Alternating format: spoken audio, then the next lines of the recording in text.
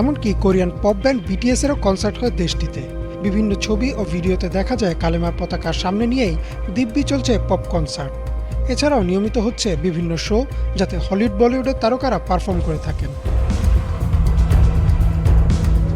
এছাড়াও আরও একটা ঘটনা নজরে আসে বেশ কিছুদিন আগে। সৌদি আরবে পালিত হচ্ছে পশ্চিমা উৎসব হ্যালোইন।